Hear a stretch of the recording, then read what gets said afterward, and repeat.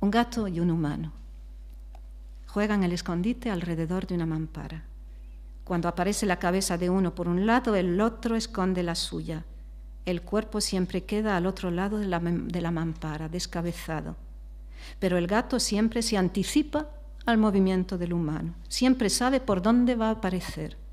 ¿Por qué? ¿Será que el tiempo del felino es diferente del nuestro? ¿El tiempo o la atención? ¿Es el tiempo una forma de nombrar la atención? El hecho es que cuanto mayor sea el nivel de atención, más se dilata el tiempo. ¿No será que el gato anticipa porque tiene más tiempo para el gesto? ¿No será que lo que nosotros llamamos acierto para él es simplemente el aprendizaje del ritmo, de otro ritmo, del ritmo del otro? El poema requiere ese tipo de atención. El que escribe es un felino al acecho. La realidad, uno de sus posibles fragmentos, es la presa. El poema es el gesto. Y en el gesto, el ritmo. Ritmo que forma sentido. Sentido que preverbalmente es una dirección, una inclinación del organismo a seguir una pauta, una traza, un gesto del espíritu. Espíritu del hálito. Expiración. La baba del caracol. ¿Dónde dejamos al erizo? Y al ermitaño, el ermitaño aún, o bien la baba del caracol. La traza brillante, sendas luminosas dejadas por un ser pequeño, insignificante, trazas de luz sobre la piel, superficie estriada, no surcos, no hendiduras, no heridas, sino trazas, vías, accesos para el acontecer.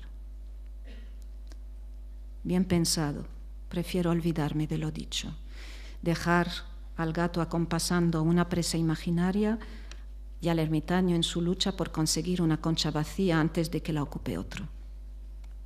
Recoger al erizo en medio de la calzada y dejarlo a salvo en el campo.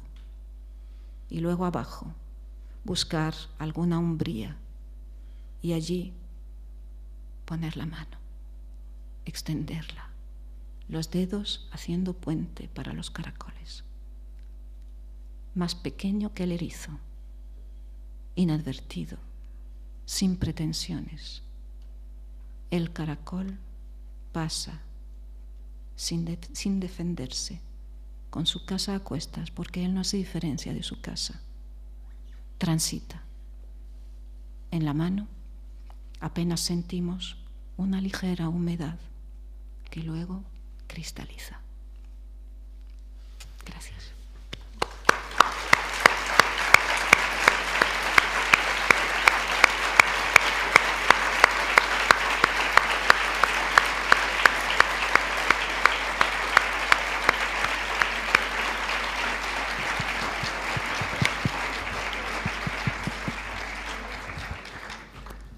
Muchas gracias, Chantal. Tenemos un ratito por si hay algunas preguntas.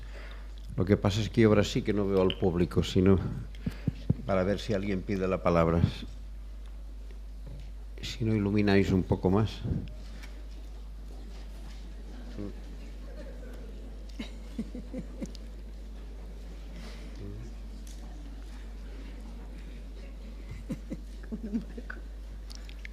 Ahora.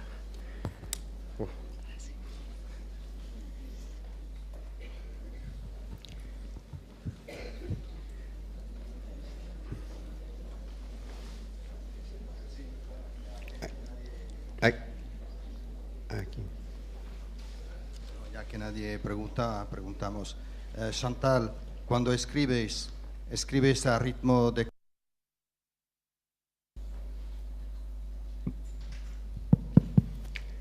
Sí, buenas tardes. ¿Se me oye? Sí, sí. Aquí, bueno. A vuestra derecha, más o menos. Ya. No, quería preguntarle si después de lo que ha dicho es posible que las personas satisfechas hagan poemas. Yo lo veo difícil. Hace muchísimos años, al principio de empezar a escribir, escribí una página que decía que esperaba que algún día dejase de escribir, porque ese día sería feliz. Es decir, no sería feliz porque dejara de escribir, sino que precisamente hubiese dejado de escribir porque sería feliz. Bueno, no vamos a entrar en qué es eso de la felicidad, etcétera, etcétera, ¿no? Pero sí pienso que la escritura siempre es un poner distancia entre uno y el otro y el mí. Que el mí es un personaje precisamente que se construye y que por tanto pues no está acabado nunca. Y que la escritura, digamos que es una manera también de hacerse, de reconocerse, pero sobre todo de hacerse, ¿no? Reconocerse, estaríamos en la teoría de la revelación, hacerse, estaríamos en la teoría de la construcción. Yo pienso que el tercer modelo, que es un modelo postmoderno, que yo no lo he inventado, lo encontramos en muchos pensadores postmodernos, ¿no? Esto de la trayectoria, esto de las redes, esto está muy en boga ya hace bastantes años y bueno, yo creo que puede reunir ambas teorías, la de la revelación como la de construcción, recuperando conceptos, pero siempre, como he dicho, pues reasimilándolos de otra manera, ¿no? Entonces, en esa teoría cabría el hacerse, el construirse, cabría decir que nosotros, pues, que el mí se construye y que no debe de construirse al margen de ese otro que es todos los otros. Esa es la particularidad, ¿no?, del poema que apunta a ello Derrida muy bien, ¿no? El otro es el que dicta, pero el otro es todos los otros, con lo cual si yo acudo al otro y lo escucho y lo oigo, estoy escuchando lo que de común tengo, fuera del mí. Lo que de común con los otros tengo, es decir, lo que nos compete a todos y que tenemos que aprender, curiosamente, de oído al dictado.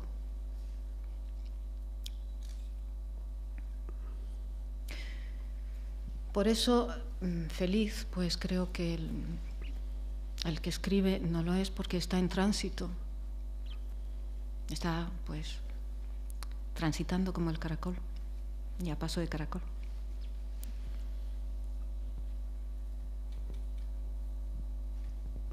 Pero hay un momento en que se produce el reencuentro con el singular que has creado. ¿Esta no es una forma de experiencia de la felicidad? ¿Con el singular? Con el objeto que has creado, que es el singular enfrente, para una especie que hemos aprendido de pequeños que solo podemos tener conocimiento de lo universal. Y de pronto tenemos la situación excepcional de tener conocimiento a través del singular. ¿No es esta una forma de felicidad? Puede serlo en momentos, ¿no? Momentos, digamos, estáticos, ¿no? De contacto directo, pero no sé si eso se referiría al mí, sino más bien a las cosas, es decir, a cualquier cosa. Es decir, yo lo veo más bien, la experiencia de la infinitud, de lo singular, lo veo más bien, por ejemplo, en los haikus. Un haiku que es capaz de decir, apuntándote a una gota de agua encima de una hoja, ver lo infinito que es esa gota de agua en ese instante, esa gota de agua en esa hoja, en ese momento concreto, te das cuenta de que ahí está el universo, ¿no? Es infinito esto, ¿no? Son momentos realmente de apertura, ¿no?, de lo real, ¿no? De contacto inmediato con con lo que aparece ahí y además con la capacidad tuya de darte cuenta de eso. Es decir, ahí hay una unidad entre el conocimiento, el conocedor y lo conocido. Eso lo decía muy bien un pensador del siglo X en India, Abhinavagupta, ¿no? Percepción, lo percibido, el perceptor y la percepción son una sola cosa. Y esto es una experiencia mística, lo era, entendía que era una experiencia mística. Una experiencia mística en sentido literal, porque mística quiere decir enmudecer, ¿no? Entonces, ante eso enmudece. ¿Por qué? Porque las palabras simplemente no tienen posibilidad de decir lo que no tiene límite, porque la palabra significa y por tanto delimita, ¿no? Entonces, en el momento en que acudimos a algo fuera de las palabras, pues enmudecemos o como el autor del haiku, decimos una gota de agua en una hoja. Y ese es el poema, ¿no? Y el que lee esto sabe que si quiere entender ese poema, no entenderlo, sino recibirlo, tendrá que hacer la experiencia de esa gota de agua en una hoja, pero también sabrá, probablemente, que alguna vez ha tenido esa experiencia y entonces la recupera y entonces también tiene la experiencia de ese conocimiento recuperado que es la memoria olvidada, que es el corazón haciéndose. Pero claro, el corazón haciéndose, si lo pensáis un poco, el corazón haciéndose es el corazón de todos. Es acudir a eso.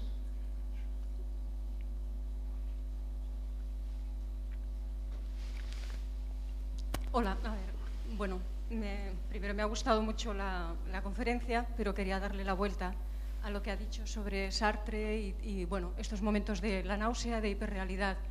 Entonces, claro, al escucharlo yo me preguntaba si, bueno, esos momentos de hiperrealidad, tal y como lo describe en Sartre, conduce a la náusea. Pero yo me pregunto si eso no tiene que ver con el hecho de que el contexto histórico de la Segunda Guerra Mundial determina una visión pues como apocalíptica y final, mientras que en un mundo, digamos, moderno, en que las personas pueden tener otra percepción de sus propias posibilidades, esa sensación de hiperrealidad se puede ver no como la nada que está mirando, sino como el vértigo del todo. Y entonces, entenderlo desde precisamente como una predisposición a la acción. Y claro, en el fondo, el vértigo del pesimismo parece para algunas personas más seductor, pero para mí no lo es en absoluto. Y entonces quería saber qué... Sí, bueno, el todo y la nada es lo mismo. No. Son los dos extremos de lo mismo. Es decir, cuando... A ver, pasa que cargamos las nociones de tantas cosas. Racionalmente es lo mismo, lógicamente es lo mismo.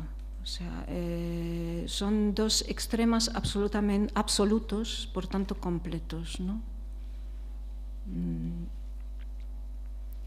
A ver, pasa que la experiencia del todo, sí. Es que, a ver, para aclarar, sí. Lo que yo quiero decir es que, por ejemplo, una persona que ha tenido una experiencia muy fuerte en relación a la muerte, puede tener una disposición puede tener una disposición determinada en relación a esa experiencia de hiperrealidad. Realmente es una cosa que es tan subjetiva que yo, al menos cuando escucho esta explicación en relación a Sartre, es una cosa que ha quedado ya codificada, pero la otra, la que se puede entender como una experiencia del todo que predispone a hacer, en vez de quedarse acobardado o como empequeñecido, quiero decir que es tan legítima, pero que el punto de partida sigue siendo esa experiencia de participación de lo que llamas nada, pero que no deja de ser un pulso del universo que se puede entender desde otro modo, ¿no? Sí, no, ya entiendo. No, sí. Es la gran dicotomía entre, bueno, por ejemplo, Sartre representa ahí al racionalismo de Occidente, pues frente, por ejemplo, al proceso de China, de la antigua sabiduría china, ¿no? O sea, el curso, ¿no? O sea, si yo, claro, puedo tener la experiencia de esa totalidad, por ejemplo, pienso yo en la totalidad del Tao, del curso, ¿no? del devenir, como participación mía en eso, en esa confluencia, es lo que, bueno, es parte de lo que yo desarrollaría en el tercer enfoque, precisamente, ¿no? Sartre, aquí este pasaje, con ello quiero ilustrar precisamente el hombre teórico que era Sartre, es decir, una persona cuyo ideal era la pura racionalidad, el ser filósofo puramente, ¿no? Y por tanto el lenguaje como verdad, posibilidad de verdad epistémica, el discurso como significativo al 100%, solo el discurso es significativo, el arte no para él. Pues claro, el hombre teórico, ¿cómo no va a tener una experiencia de no saber qué hacer con eso que de pronto ves latiendo? O sea, él tiene una experiencia de pronto de lo viviente y eso le produce terror precisamente porque le desacompasa, ¿no? No puede con ella, ¿no? ¿Pero por qué? Porque él vive en esa razón que limita las cosas. Para él, la realidad ha de poder tener sus límites y, por tanto, puede ser controlada en el discurso y también en la acción, en un tipo de acción.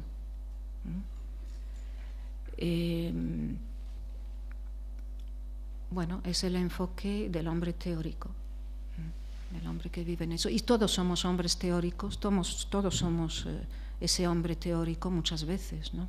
Al cabo de nuestra vida o al cabo del día, ¿no?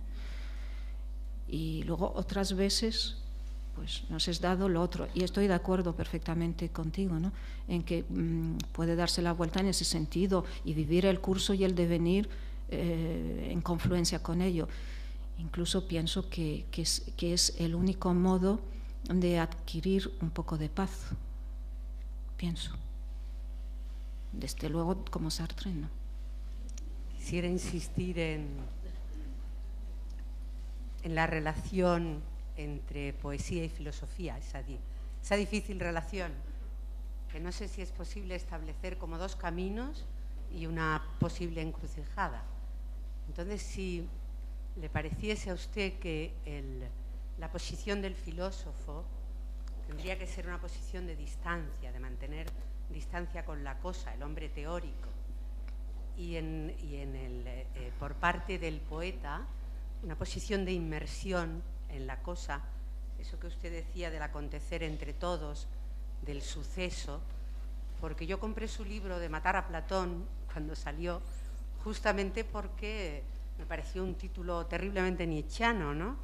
En el sentido de querrá cargarse las momias conceptuales, las ideas de las que hablaba Platón, y después comprobé que así era, ¿no? Gracias. Inmersión, distancia, ¿es posible encontrar la encrucijada entre ellos? Eso era resumida la pregunta. Inmersión y distancia. Sí, no, estoy perfectamente de acuerdo con lo que ha dicho. Es decir, yo no tengo nada que añadir. Precisamente el libro mío, Matar a Platón, pues es una metáfora, digamos, de esa dicotomía entre pensamiento, entre filosofía y, o sea, se puede entender así también entre filosofía y poesía, ¿no? El poema está arriba y la prosa está abajo.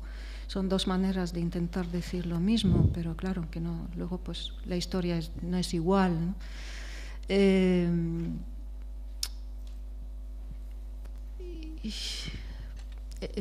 Hay un difícil entendimiento entre filosofía y poesía, pero yo pienso que sobre todo es cuestión de actitud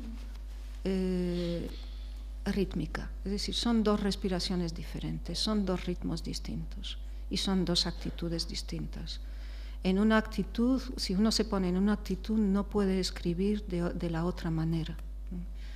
Entonces, efectivamente, la poesía es más una recepción, la filosofía es más una acción, pero eso es ya un tópico, no sé yo si tiene esto, en fin, si no creo que sea exclusivamente eso, es más bien cuestión de ritmo interior.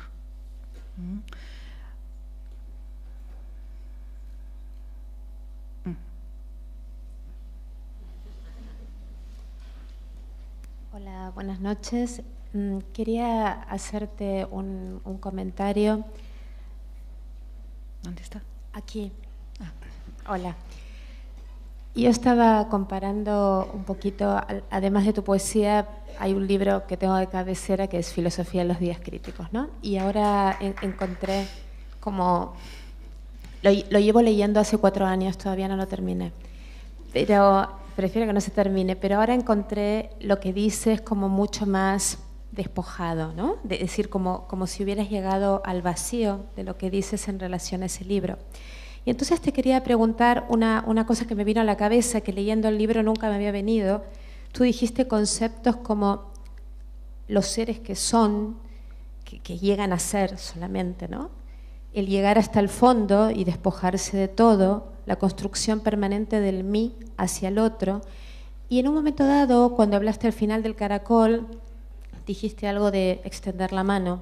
Y a mí me vino inmediatamente esos 4 conceptos me vino a la cabeza una frase de Clarice Lispector que decía: tender los brazos a alguien es lo que siempre esperé de la alegría.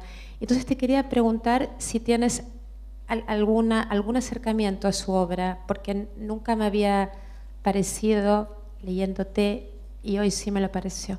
Tal vez me equivoque, pero prefería comentártelo. Gracias. Bueno, Clarice Lispector es una autora que me ha gustado en su momento, cuando la he leído me ha gustado.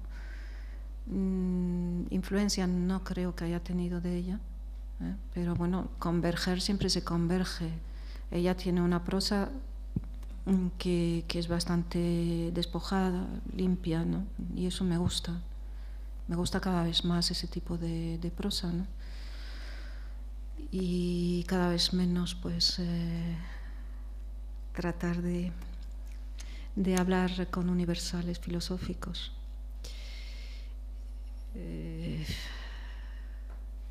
No sé qué más decirte con respecto al Lispector. Desde luego, de filosofía en los días críticos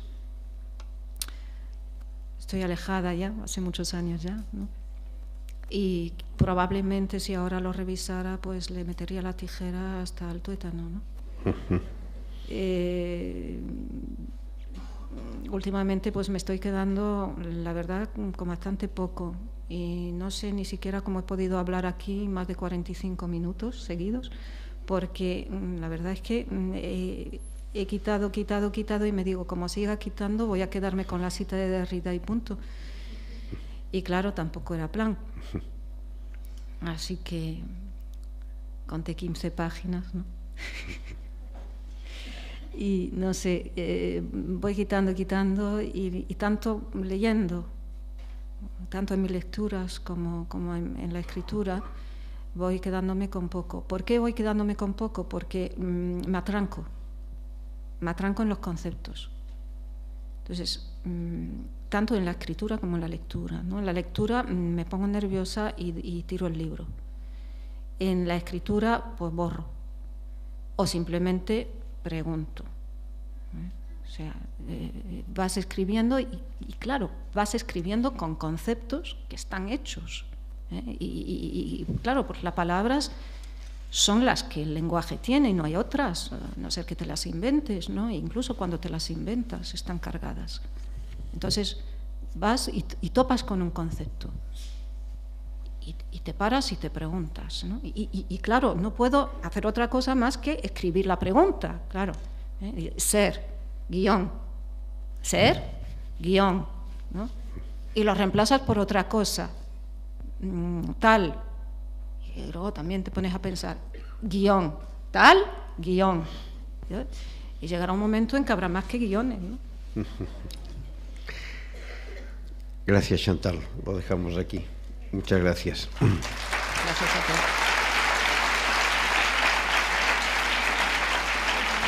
Bueno, muchas gracias. Muchas gracias.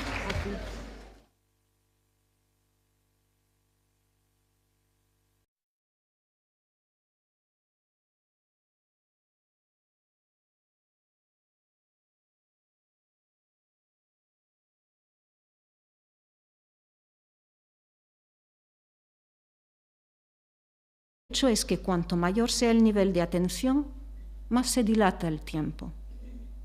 ¿No será que el gato anticipa porque tiene más tiempo para el gesto? ¿No será que lo que nosotros llamamos acierto para él es simplemente el aprendizaje del ritmo, de otro ritmo, del ritmo del otro? El poema requiere ese tipo de atención. El que escribe es un felino al acecho. La realidad, uno de sus posibles fragmentos, es la presa. El poema es el gesto. Y en el gesto, el ritmo. Ritmo que forma sentido. Sentido que preverbalmente es una dirección, una inclinación del organismo a seguir una pauta, una traza, un gesto del espíritu. Espíritu del hálito. Expiración. La baba del caracol. ¿Dónde dejamos al erizo? Y al ermitaño. El ermitaño aún. Un gato y un humano. Juegan el escondite alrededor de una mampara. Cuando aparece la cabeza de uno por un lado, el otro esconde la suya. El cuerpo siempre queda al otro lado de la mampara, descabezado. Pero el gato siempre se anticipa al movimiento del humano. Siempre sabe por dónde va a aparecer. ¿Por qué? ¿Será que el tiempo del felino es diferente del nuestro? ¿El tiempo o la atención? ¿Es el tiempo una forma de nombrar la atención? O bien la baba del caracol. La traza brillante, sendas luminosas dejadas por un ser pequeño, insignificante, trazas de luz sobre la piel, superficie estriada, no surcos, no hendiduras, no heridas, sino trazas, vías, accesos para el acontecer. Bien pensado, prefiero olvidarme de lo dicho, dejar al gato acompasando una presa imaginaria y al ermitaño en su lucha por conseguir una concha vacía antes de que la ocupe otro. Recoger al erizo en medio de la calzada y dejarlo a salvo en el campo. Y luego abajo, buscar alguna umbría y allí poner la mano, extenderla, los dedos haciendo puente para los caracoles. Más pequeño que el erizo, inadvertido, sin pretensiones. El caracol pasa